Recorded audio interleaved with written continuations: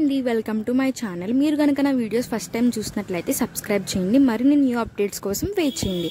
So ఇవాళ నేను అయితే ఆంధ్ర స్టైల్ చేపల పులుసు చేద్దామని చెప్పేసి అనుకున్నాను. సో చేపల పులుసు చేసే విధానాన్ని నా వీడియోలో చూడండి, ఒక్క ముక్క కూడా స్కిప్ చేయకుండా చూడండి. తీసుకుని దాంట్లో మసాలా ఇంగ్రీడియంట్స్ అండ్ ఆనియన్స్ వేసుకుని పేస్ట్ చేసుకుని ఆయిల్లో వేసుకోవాలి.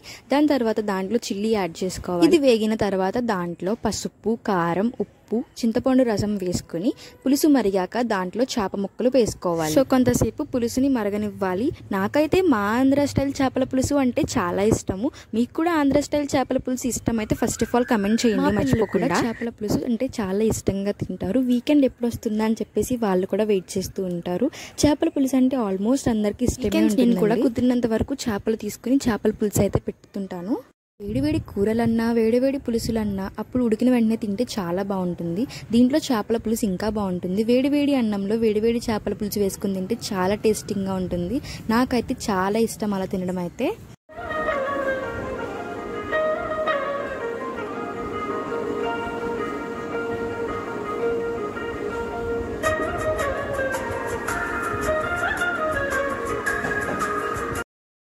చేపల పులుసు అయితే ఉడికిపోయింది. సో ఇప్పుడు దీంట్లో నేను అయితే కొత్తిమీర యాడ్ చేసుకుంటున్నాను.